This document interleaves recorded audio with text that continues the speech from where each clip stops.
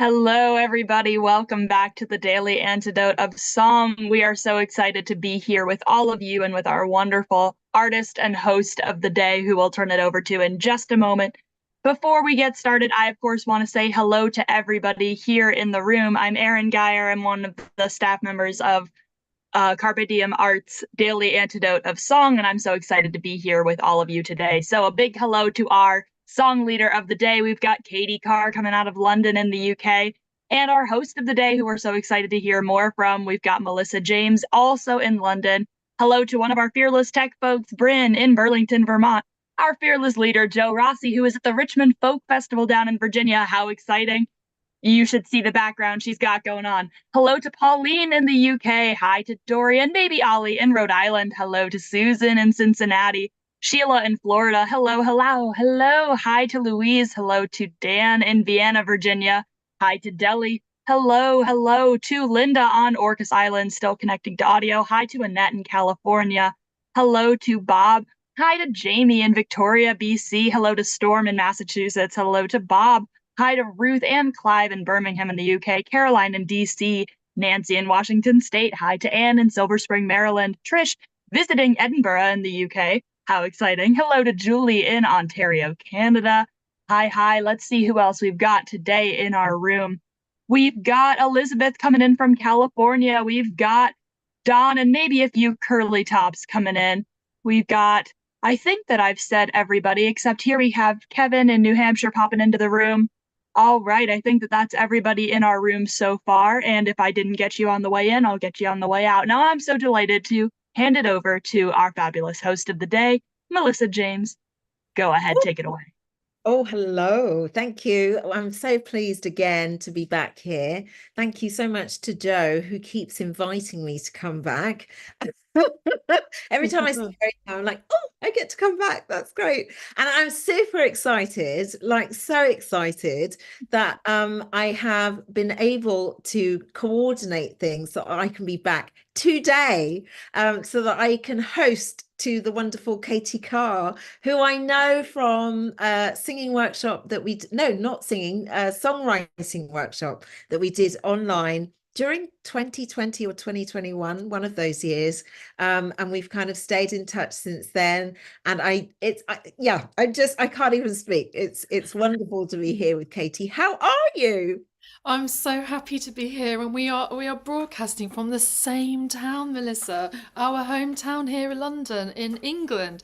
And just to see your beautiful face, your beautiful energy, we're gonna have a great meeting. I'm so happy. Thank you to the Daily Antidote of Song team for having us. Really, it's wonderful. Oh, yeah, totally, totally. I've been trying to get this to work for a while. And last month or the month before, it just wasn't quite working out. So yeah, I'm really glad it's happened today. It's really nice to be able to see you. We've got so much to catch up on. Yes. I want everybody to be very familiar with you and what you do, because a lot of what you do is, well, just it's exactly what we need at these times. Let me just give a little snippet, a little taster of who this wonderful person Katy Carr is. Katy Carr is an award-winning British singer, songwriter, recording artist with Polish roots and has self-released 6 albums. Her recent trilogy, Passport, Polonia, Providence, has been inspired by the World War II experience in Poland. A musician, aviator, multi-instrumentalist, she has performed her music internationally with live concerts and tours, intergenerational outreach workshops throughout Great Britain, Poland, Europe, that's France, Belgium, Italy, Norway, Sweden, Germany, the US, Mexico, Canada, as well as connecting with her audiences via live streaming in 2020 and 2021. Katy is a folk musician at heart. Her initial performances first started with British folk scene clubs, but since then, rediscovery of her Polish roots in 2009, her music has appealed to international audiences across Europe, USA, Canada, and Poland. The artist has performed with her group, Katy Carr and the Aviators, at a wide variety of venues and music festivals, including Glastonbury in the UK, Festival in the UK, WOMAD, the Royal Opera House, BBC Broadcasting House, Warsaw Uprising Museum in Poland, and Chopin Theatre in the US. Katy has been awarded Poland's Pro Patriot Medal for her humanitarian musical outreach work and announced as an ambassador to Polish history in the UK, the Polish Daily Award for Culture, Music Star of Polish Heritage of the Whisper. I hope I've said that correctly. Whisper. Whisper. Yeah. TV All-Stars Award, and nominated for the National Lottery Good Causes Award, London Music Award, Independent Music Award, and Best Artist at the Songlines Music Award. Not even I was aware of all of that. My goodness, you've done so much. But today, she is here to do something quite different. I'll let you kind of explain it, Katy, because you've been saying, as we were talking in the lead up to coming on, how you're doing something that is a bit of a divergence from what you've been used to doing over the past years. Tell us. Well, on Wednesday, I'm going to be performing my first professional concert of William Blake poems set to music. So the whole idea of my new project with the Blake Society is to put music to William Blake's incredible book, Songs of Innocence and of Experience. And I put music to all of the poems. So for the next couple of years, this is going to be a project for that, and really delighted to tell you that, this has been a very organic project for me. 2 years ago, I started to sing at the William Blake congregation meetings, and at the font of where William Blake, the visionary, the artist, the incredible genius of creativity, was baptised. So it's all started at the core at St James's Church in Piccadilly, and it's expanded to this. So we'll be at St Bartholomew the Great, in next to St Bart's Hospital, on the 2nd of October, which is Wednesday, and I'm going to be singing a number of his poems, and Stephen Pritchard, the secretary of the Blake Society, is going to be explaining the poems, because obviously, William Blake isn't just a poet, but he's an incredible visionary and an artist and an incredible force of creativity. So delighted to be able to share a couple of the songs with you today. Yes. Oh, well, the pleasure is certainly all ours. So I think, why don't we crack on and hear one of your offering right now? Yeah. So the first one I'm going to sing is called The Lamb, and this is from his book, Songs of Innocence. There are two books here of Songs of Innocence and of Experience. We'll come to the contrasting poem in Songs of Experience. It was created around 1794, so this is quite a couple of 100 years back. But William Blake was a humanitarian. He cared about the children of London and everything in London. He was very much a Londoner at heart, and this is his song, Little Lamb. If you know the poem, please feel free to sing along with it. This is the tune I put together for it.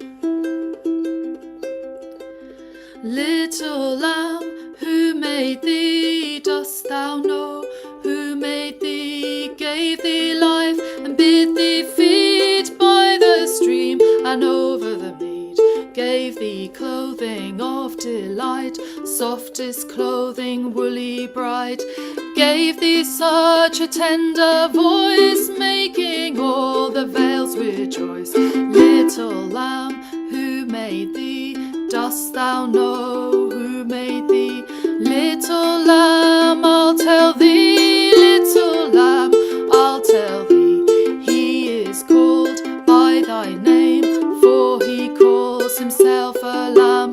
He is meek and he is mild, and he became a little child. I a child and thou a lamb. We are called by his name. Little lamb, God bless thee. Little lamb, God bless thee. Oh, that is beautiful. Really beautiful. I mean, in a sense, you almost can't go wrong when you're choosing the writing of somebody as esteemed and as prestigious as William Blake, but nonetheless, the tune that you bring to it is really beautiful. How does it feel to sing these? Presumably, these are works that you were familiar with before, were they? And then No, you decided, oh right, oh, okay. So no. how did you decide which ones that you were going to choose, even? Well, for this concert, they were chosen by the secretary of the Blake Society, but the starting point of this came when I went to the William Blake congregation meetings in St James's church in Piccadilly, where I really didn't know anything about the artist. I'm shamefully admitting here, but Well, it became a love affair. I mean, actually, this book I found in my shelf, and I somebody gave it to me, and I'd rather forget the person who gave it to me, really. But and I thought, oh well, but I'll go and check it out, you know. But actually, upon just reading, I was asked to put a poem to a song, and it was a bit shocking because I hadn't prepared anything. And then these melodies came out next to the font, so it's almost like I feel William Blake was talking to me. So it's developed, and the love affair has developed as so many people have fallen in love with his poems. They are absolutely incredibly diverse and intuitive and visionary. So I have, it's a welcome addition, really. Yeah.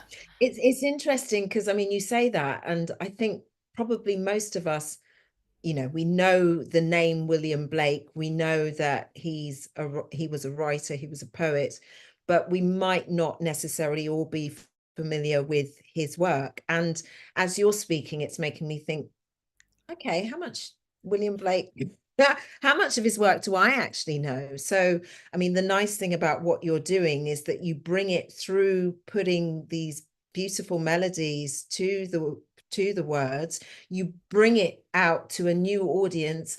Those, of course, who might already be very familiar. I've heard you, as we were talking before, saying, I feel I have to be a little bit careful because they know his work really well, and I want to be respectful to and true to what he did. But at the same time, you know, the longevity of his work is able to continue to breathe new life if you bring it in this way to new people. And that can only be a good thing, right? I mean, the poems of William Blake are so diverse, and you know he started having visions when he was a young child of angels in a tree just near Peckham Rye in London, and Really?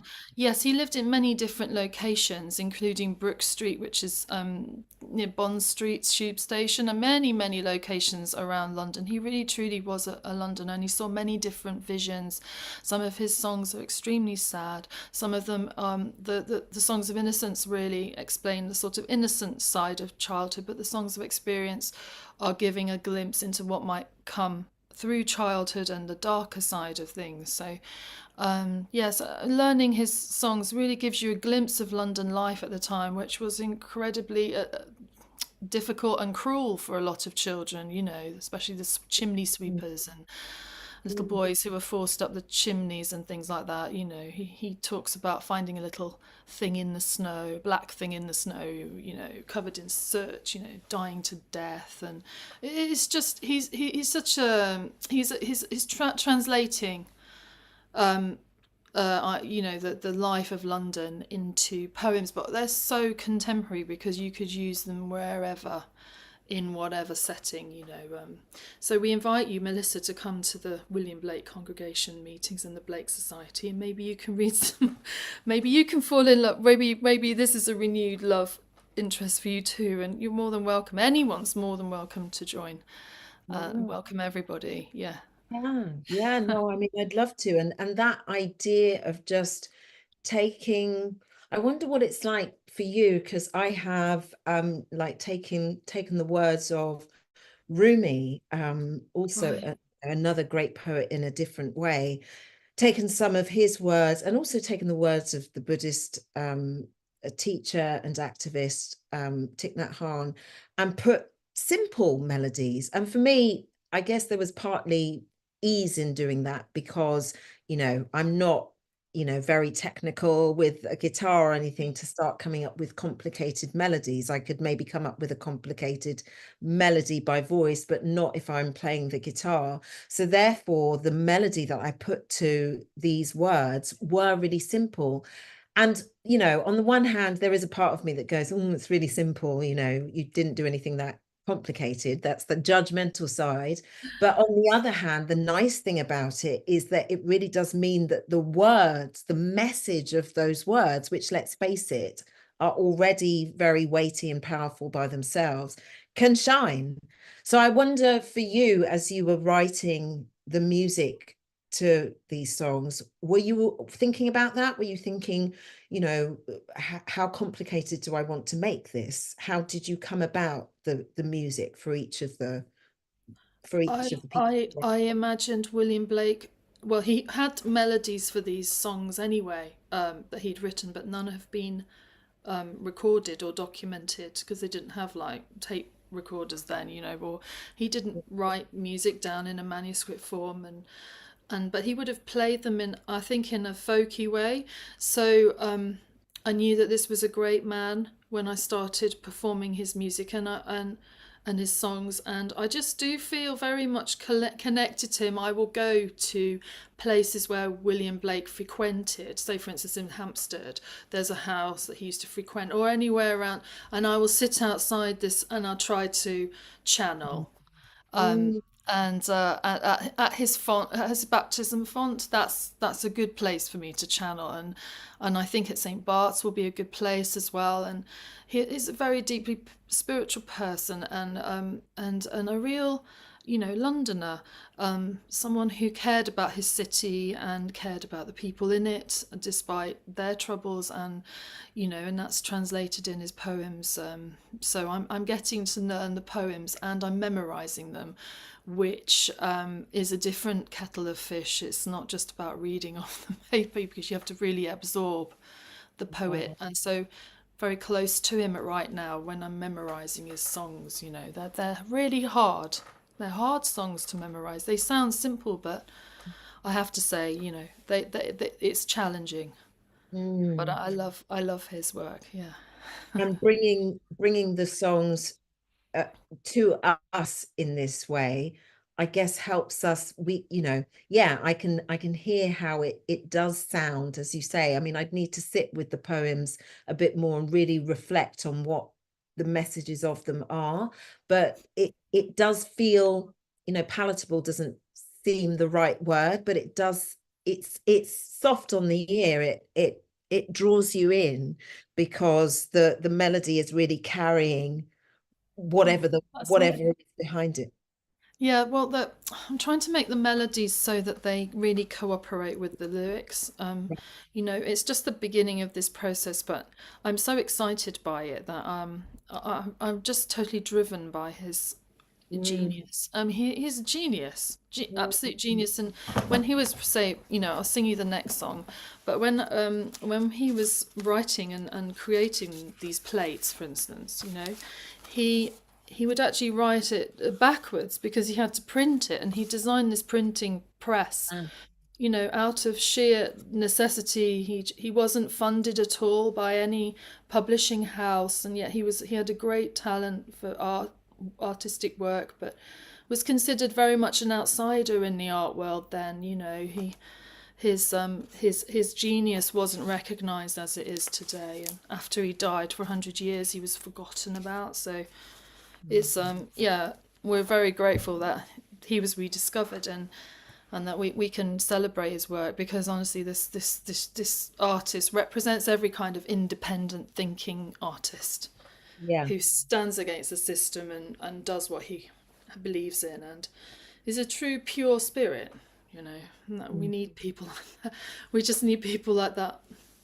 Yeah, we absolutely do. So thank you to you for bringing it through. Gosh, there's so much that, as you've been saying, as you've Yeah. been speaking, I'd love to be able to follow up and ask, but we are here to hear your music as well. um So perhaps you could introduce to us, you say you right. have a second song? Right, so this is the contrasting one in his books of experience. So there's Songs of Innocence and of Experience. So in his book of experience, this is Tyger. So he's obviously, the little lamb is quite meek and mild and is a wonderful creature. But he's now, in the experience bit of the book, he's now questioning, the creation. How could the creator create a lamb and a tiger? And were they both created by the same hand? It's kind of a scary poem. So I've written this. Has everyone got the lyrics? Yeah, we're all ready. Tiger, tiger, burning bright in the forests of the night, what immortal hand or eye could frame thy fearful symmetry? Distant deeps or skies burn the fire of thine eyes. On what wings dare he aspire?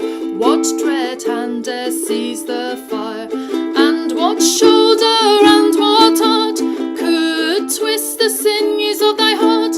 And when thy heart began to beat, what dread hand and what dread feet? What the hammer, what the chain? In what furnace was thy brain? What the anvil, what dread grasp dare its deadly terrors clasp? When the stars threw down their spears and watered heaven with their tears, did he smile his work to see? Did he who made the lamb make thee? Tiger, tiger, burning bright in the forests of the night, what immortal hand or eye dare frame thy fearful symmetry?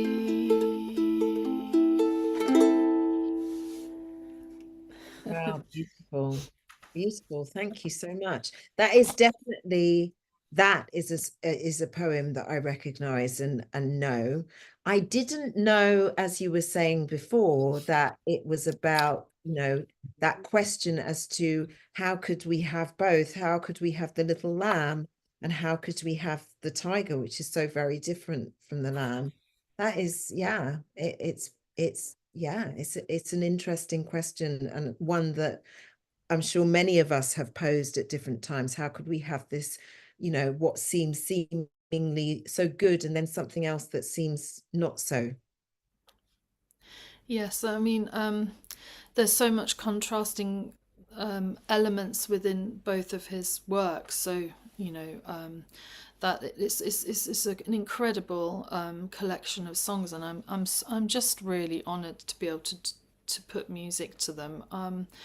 It seems to be very organic with this whole project. Everything is absolutely intuitive, and people have come towards it very intuitively. I was at his grave, commemorating his work and celebrating his genius at the Bunfer Hill Field Cemetery last month, and just meeting lots of different people who have experience of working with his work. I mean, this is not just one book. He's got such a collection that people choose to sing or recite poetry or read his books. I mean, Jerusalem is one of his most famous songs, and did those feet in ancient time.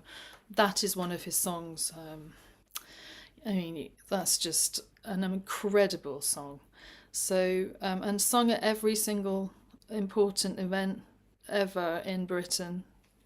Says so much in that song. So, and across the world. So, yeah, what an incredible genius. And you just want to aspire. You want to elevate yourself when you read his poems, because you think, oh, I've got so much more to explore here, because he gives you that permission to do that. to be creative and to really push yourself creatively. He's very, very involved with his work and creativity. Yeah.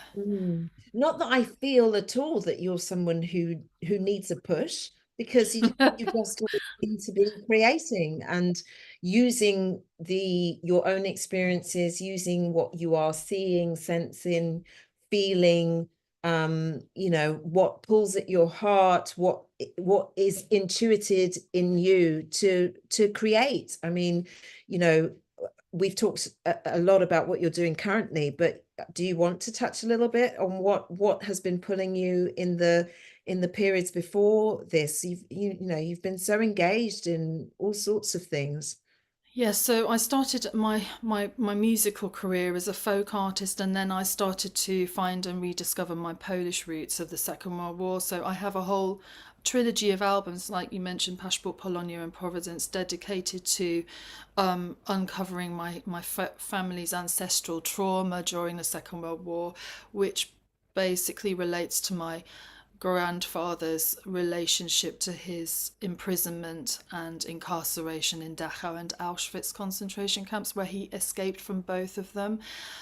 So this is an absolute departure from that topic, but actually it isn't in many ways, because when I'm reading the poems of William Blake and I'm seeing how he symbolizes and works with the topics of child slavery and human slavery and the conditions in which people lived, and he isn't blind to it at all. He's very much involved with the people of London, even in his poem, you know, marks of weakness, marks of woe, you know. I mean, it's just it does seem that he's calling me to do to do this work, and I feel very much spiritually connected to him. And it's healing for me as well to work with his poems. As I said before, I don't really know, I haven't really been engaged. I have never studied him at university, or I didn't do literature at university or anything like that. So I'm very much just directly connected to his poems and his words, and that's where I find the strength, you know, and reading his lyrics and in between his lyrics and memorizing them. Memorizing someone's poems is a different connection with the artist. Once you start memorizing them, they start to take different meanings, you know. So I'm blessed. I'm really blessed to have this opportunity. Oh, totally. And I just, no, I know sometimes people might question or be confused by the choice of sort of discovering a piece of work from another artist, or putting it out again. You know, we often hear that with films, don't we? Like, they've already made this film, why do we need to make it again? You know, it was good enough the last time. And actually, as I'm listening to you, it's a reminder that, you know, because everything's interlinked, that into beingness I truly believe in. Like, we, you know, one person passes, but actually they live on in some other way. And when you know, especially when it's work of this kind, it's really a wonderful thing to be able to pull it up again and to begin to give it another interpretation through your own lived experience. You bring both William Blake, but you also bring Katy Carr, and you bring this time, you know, you make it, you know, it is relevant now, but you make it even more relevant now. I mean, how can one criticize that? Well, he belongs, you know, the great poets belong to everybody. The art that they created belongs to everyone. So if anyone can get inspired by anybody's art, or, you know, there should be that continual flow and creativity and sharing and love and honor for everyone who has a creative interest, because it's difficult, you know. He had a very, very difficult life, William Blake. He wasn't well received at all. He was pretty much ignored and seen as a madman throughout his life. But his work and his poetry was, you know, is some of he's on the level of Shakespeare. You know, he's big. He's a very big creative force, and, you know, everyone from the King of England loves him all the way to Patti Smith, you know, and Allen Ginsberg. I mean, even you could find Bob Dylan singing his songs, or anyone who is involved with a creative lyrical side and poetry would be interested in him, because and also the artistic world, not just poetry, but he's so visionary. I mean, he's it's it I mean, I'm just scratching the surface, if I'm being honest with you. The guy was a huge creative force, and I'm so blessed that maybe he's sitting up there, so wherever he is, just pinpointing these things to me, and I'm happy to receive this channeling. It's great. I'm really, Absolutely. yeah. Yeah. I feel happy and lucky to, to be reintroduced to he and his work through this and this this session here, but Yes. also through what you're doing. And I think most of us, if not all of us, would say the same. So yeah, thank you so much to you. Um, I've got You. questions buzzing around in my head, but I'm instead just going to ask, could you maybe do Little Lamb again for us, Yeah, that please? would be lovely. Yes. So, I mean, this little lamb, it's just a beautiful poem, and it's got the most beautiful. If you manage to put little lamb, the lamb, it's called the lamb there. If you put that into Google, the lamb, you'll see this wonderful plate, and it's just so beautifully, um, you know, uh, illustrated there. He was a master illustrator and an engraver. He was absolutely genius at his craft. And yeah. Little lamb, who made thee? Dost thou know who made thee? Gave thee life and bid thee feed by the stream and over the mead. Gave thee clothing of delight, softest clothing, woolly bright. Gave thee such a tender voice, making all the vales rejoice. Little lamb, who made thee? Dost thou know who made thee? Little lamb, I'll tell thee. Little lamb, I'll tell thee. He is called by thy name, for he calls himself a lamb. He is meek and he is mild, and he became a little child. I a child and thou a lamb. We are called by his name. Little lamb, God bless thee. Little lamb, God bless thee. Oh, thank you, Katy Carr. Wow, just, really beautiful, really beautiful. And Oh, I'm thank you. definitely feeling a pull towards going away and just doing a bit more of a Google search and finding out some more information, reading some more of his work and becoming better acquainted. So yeah, thank you so much. And I feel that everyone here will echo those words on some in their own way. So thank you. So just a reminder for anybody who might be London bound or London based. So Katy is performing the works of William Blake, Songs of Innocence and of Experience, on the 2nd of October. That's this coming Wednesday. Wednesday, 7 to Yes. 9 p.m. UK time at St Bartholomew the Great, 57 Westfield Street, or Westfield in London, EC1A. So if you can get along there, then do. If not, are you going to be recording some of these? Yes, in the next 2 years, I'm going to be recording the entire volume here. I've literally made melodies for every single tune. Wow. And so I'm going to be starting this cooperation with the Blake Society and the William Blake Congregation. And this is what's the culmination is going to be a whole couple of albums for 2027. Yeah, to Wow. commemorate, his life and everything. So yes, this is what Wow. the plan is. Wow. I mean, I sit here listening and, and I tend to feel this every time I'm on as well, every time I'm hosting. I just think, come on, Melissa, we got to crack on. It's really inspiring to see what you're doing. So thank you. Thank you so much. Where can people go? Where can we go to find out more about you and more about your work? Okay, so you can visit my website, which is katycarr.com, which is KatyCarr.com, and you've got all the the buttons and all the rest of it there. And for the Blake Society, that's blakesociety.org. And it's an international society, so everyone's welcome. And yes, Melissa, you are very welcome, and you know, you'll have to come down now. We've got a whole volume of his work like that thick, so there's something you can choose, or, you know, it's normally spontaneous, just read a poem, but everyone's welcome to these gatherings. Yeah, that sounds really beautiful. I'd love to be able to do that. Thank you so much. I say that on behalf of myself. I say that on behalf of Daily Antidote of Song.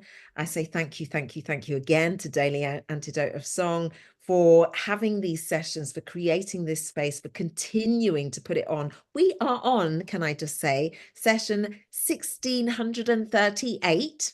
I mean, that is like insane, totally insane. Where is that, Joe? My goodness, thank you so much for, you know, for continuing and persisting and making this possible, so that me from London, Katy from London, all of us from wherever we are in our corners of the world can come together on these days, each day, and be part of this if we want to. It is, yeah, really brilliant, and I feel so grateful to be able to do that. So but again, another thank you, Katy, to you, from all of us, for what you're doing, and we look forward to hearing more, whether it's in person, if we can join you in London, or whether it might be via a recording or some other way online. Thank you. And I think this is the moment, is it, where I have to just say a big thank you to you all. Thank you for being in the space, for joining, because in the end, you know, this is here as a platform, but if you wonderful people don't actually jump on and join, both from the YouTube page or the Facebook Live, if you don't do that, or if you don't come into the virtual room here on Zoom, then we'd just be chatting to ourselves. And actually, sometimes I'm quite happy doing that, I must admit. But it's always better to be able to do it with your energies present here. So thank you so much. And again, thank you to Joe and the team for making this a possibility each and every single day. So I'm going to go through, not as fast as Joe does, but in my own, you know, as fast as I can, sweet way, and try to say thank you to every single person that I can see on the screen here. I must say thank you, of course, to Aaron, who's in New York, for helping with the tech and helping to facilitate this for us here today. Bryn is in Burlington, thank you. Susan in Cincinnati, big wave to you. Sheila, Florida. Louise in the UK. Dan Walker in Vienna. Trish visiting Edinburgh, hello. Anne Silver Spring, hello. I can't see this name here, it's hidden. Somebody in DC. All I can see Caroline in DC.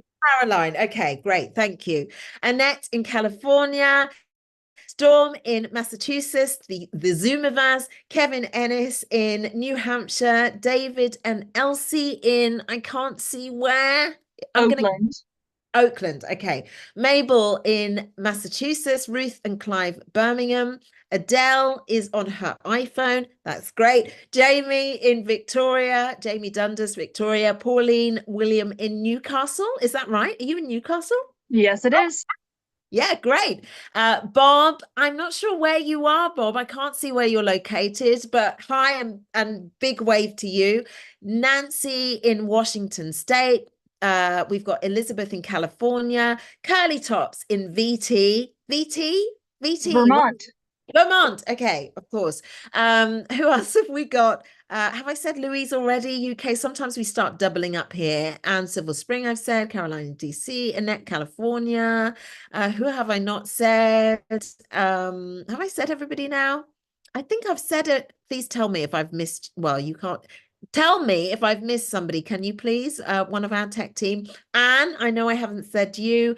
LMG in CT. Where is CT? That's Connecticut. Connecticut. Okay. I'm so impressed with how many of the state abbreviations you know, because honestly, sometimes even as someone who's always lived in the US, I feel like I don't know them all.